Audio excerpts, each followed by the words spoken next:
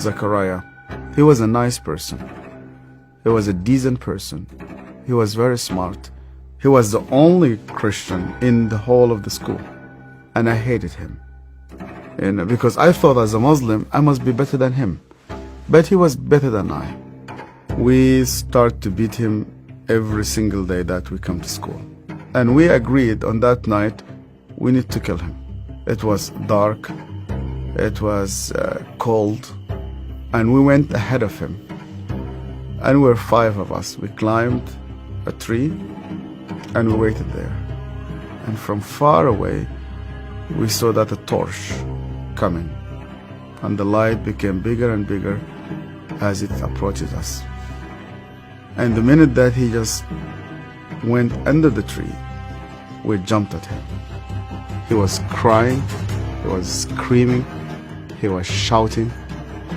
We broke his arm, we broke his leg. He started to bleed. And because he started to scream and begging for help, I put my hand in his mouth so that no noise will come out of him. Similar when you are slaughtering a sheep, it's just shivering, and the others were beating him. I felt very proud. You were actually doing something for Allah. You want to please Him. And suddenly, he could no longer breathe, and we could not hear his voice. We left him in the wood between life and death. We went back, you wash yourself, and you pray. And Zachariah never came back. I've never seen him again. I was born and raised up in a very, very fanatic Muslim family. When I was a child, my father brought me to a Quran school. I was only 8 years old, and my father just dropped me there. They shaved my head. We sat in a circle. The Shaykh sat in the middle of this circle, and he has a very long whip. I was forced to memorize the Quran. Every mistake that you do, this whip will just come right in the middle of your head. You're not allowed to cry, because in our culture they tell you men never cry. I was crying every single night. And they told me, you belong to the Islamic Ummah, and that's why you fight for it, you stay loyal to it. I started to hate people, to hate everybody who's not a Muslim. And I especially used to hate the Jews.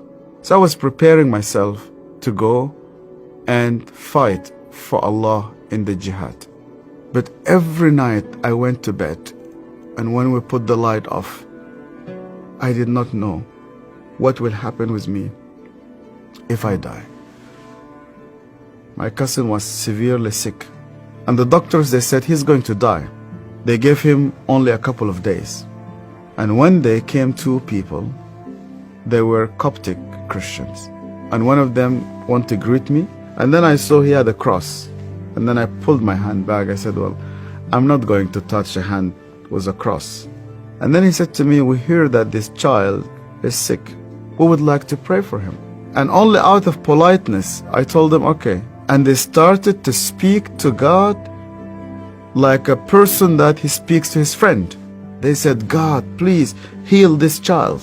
The minute that they said Amen, this child opened his eyes for the first time in 4 weeks. He started to move his hands. He started to speak. He sat down in his bed and he started to walk. And one of those 2 persons who prayed sat down with me, and he said to me, you know what? The real miracle is that God wants to change your heart. Do you believe that Yeshua is alive? And I told him, yeah. Because according to the Islamic tradition, God took him to heaven, and he's alive, and he will come back one day. And he said to me, because he's alive, you can speak to him. That changed my entire life. And when I started to read the scripture, nobody needed to convince me to love the Jewish people. The only way for Muslims to start to love the Jews is when they meet Yeshua. I loved my family, I loved my father, I loved my mother, and I loved my community. And when I decided to follow Yeshua, my grandfather and my father said to me, "You are no longer one of us." They made a funeral. They invited friends and family. They brought a coffin to the cemetery, and they said, "Our son is dead." To be declared dead with no family, I said to God, "Where are you?"